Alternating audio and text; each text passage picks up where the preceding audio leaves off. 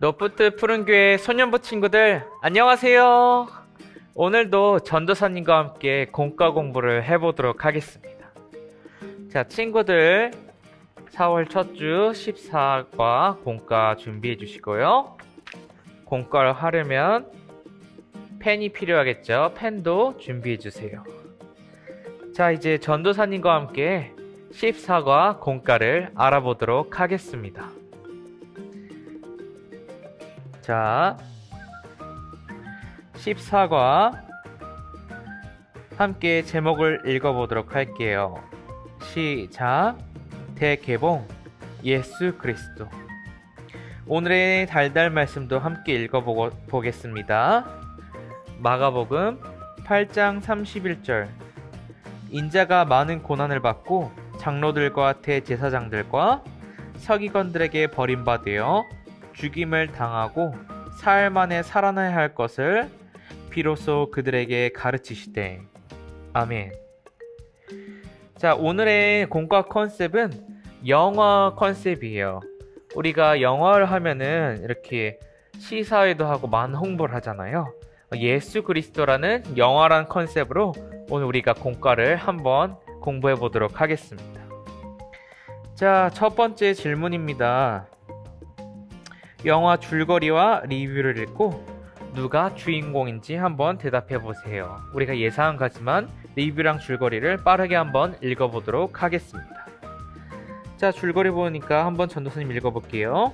예수님이 갑자기 제자들에게 하신 질문.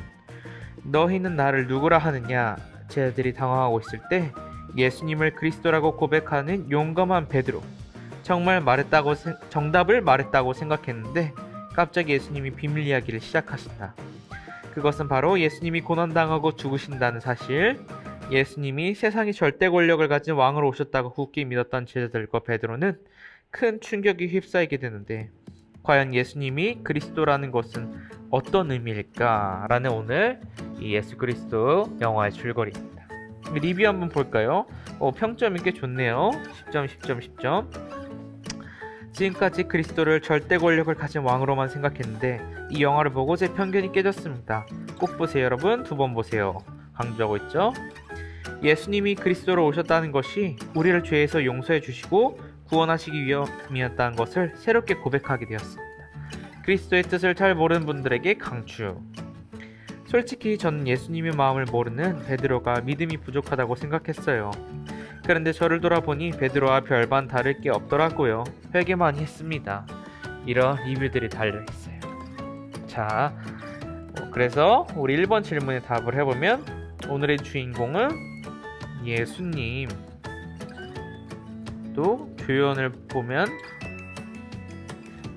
베드로겠죠. 자, 그 다음에 두 번째 질문으로 한번 가보도록 하겠습니다. 자, 두 번째 이야기입니다. 기억에 남는 명대사를 적은 후 예수님이 그리스도라는 것은 어떤 의미인지 와글와글 말씀토께서 찾아 밑줄을 그어보세요. 우리가 설교를 통해 예수 그리스도에 대한 영화를 봤죠. 명대사가 뭐였죠? 바로 베드로가 고백한 주는 그리스도시요 라는 것이죠. 전도사님이 적어볼게요. 주는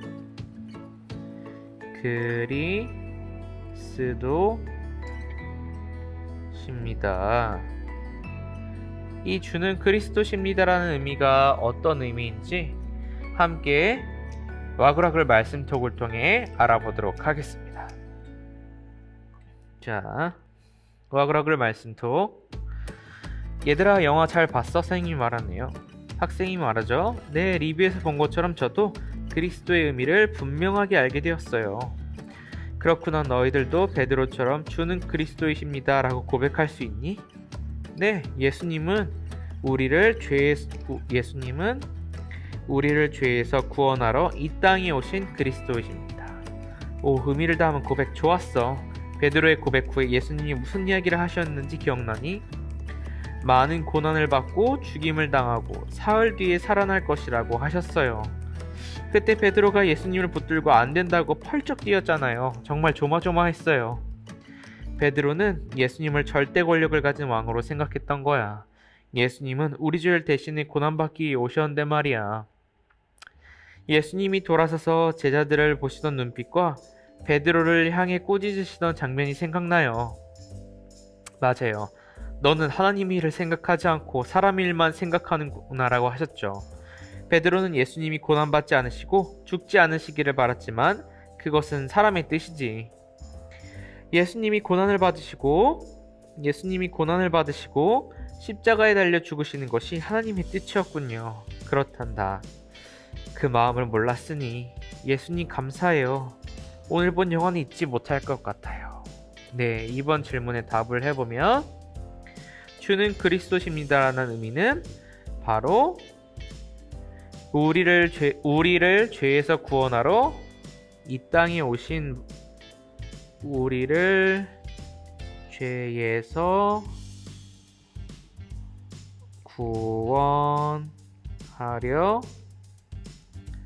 구원하려 이 땅에 우리를 죄에서 구원하러 이 땅에 오신 왕. 이것이 바로 그리스도의 의미죠. 우리를 죄에서 구원하려 이 땅에 오신 왕. 네. 이 기억이 나는 명대사가 바로 주는 그리스도십니다 라는 거죠. 자, 세 번째 질문. 우리는 예수님을 어떤 분으로 믿고 고백할 수 있을까요? 그 이유는 무엇일까요? 우리 계속해서 설교 또 공과를 통해 말했지만 예수님은 우리의 구원자세요. 구원자. 그 이유는 무엇일까? 친구들 생각해 보세요. 예수님은 아무 흠도 없고 아무 죄도 없으신 분이에요. 그런 예수님께서 왜 대신 십자가에 달려 죽으셔야만 했죠? 우리의 죄 때문에 우리의 죄를 대신 용서해 주시기 위해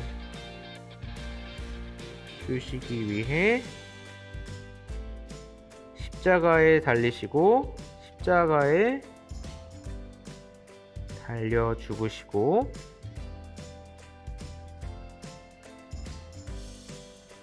3일 만에 부활하셨죠.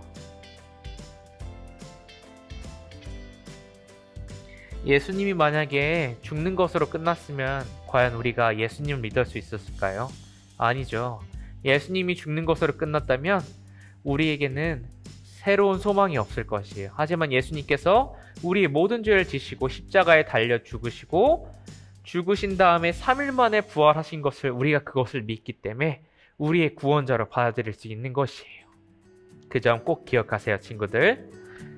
자, 이제 뒷장으로 넘어가 보도록 하겠습니다. 가정 예배는 집에서 부모님과 함께 드려보고요. 자, 그다음에 가툰도 재밌게 보고 오늘 영화 속 주인공을 잠깐 만나볼게요. 베드로 친구인데 볼게요. 기자가 질문하죠. 반갑습니다, 베드로 선생님. 먼저 오늘 인터뷰 응해주셔서 감사합니다. 하하, 저도 영화가 이렇게 흥행하게 될지 몰랐는데 이렇게 기자님과 인터뷰까지 하니 쑥스럽군요.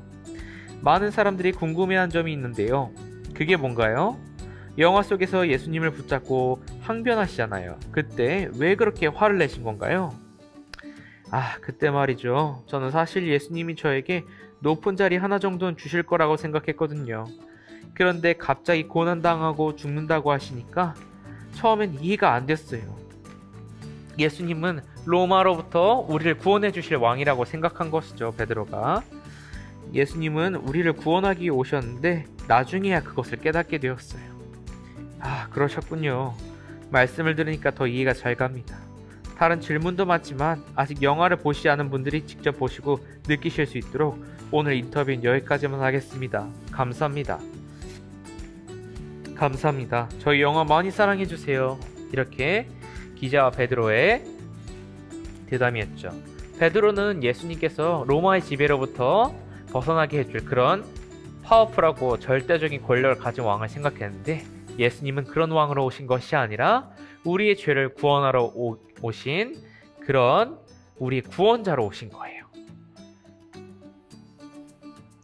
자, 마지막 우리 관람후기가 있겠죠. 영화를 보면은. 자, 포스터 한번 볼까요? 4월 극장판 대개봉 철연령 관람가. 베드로가 말하죠. 죽는다니야 믿을 수 없습니다. 예수님께서 자신이 죽고 다시 부활하신 걸 말하셨을 때 베드로의 반응이 이랬죠. 하지만 예수님께서는 사탄아 물러가라 하시면서 너가 어찌 하나님의 일만 생각하고 하나님의 일을 생각하지 못하고 사람의 일만 생각하느냐고 말씀하신 거예요. 자, 오늘 이 영화를 보고 그리스도라는 것은 친구들한테 어떤 의미인지 한번 적어보면 될 것 같아요. 전도사님은 간단히 말해서 우리의 죄를 대신 지시고 구원해 주신 진정한 왕. 자, 예수 그리스도란 말은 우리의 죄를 대신 지시고 구원해 주신 진정한 왕이라고 전도사님은 썼어요. 우리 친구들도 오늘 설교와 공과를 보았으니 나름대로 이 관람후기를 적어보면 좋을 것 같아요. 자, 친구들 오늘 이렇게 14과 공과를 마쳤어요. 친구들 꼭 한 가지 기억할 것은 예수님은 로마의 지배를 벗어나게 하려고 그런 힘센 파워풀한 왕으로 오신 것이 아니라 우리의 죄를 대신 지고 십자가에서 죽으신 후 3일 만에 다시 부활하셔서 우리의 죄를 깨끗게 하시려는 구원자로 오셨어요. 우리의 죄를 속해 주실 왕으로 오신 예수님을 기억하며 우리 다음 주에도 또 이 시간에 만나요. 그럼 안녕.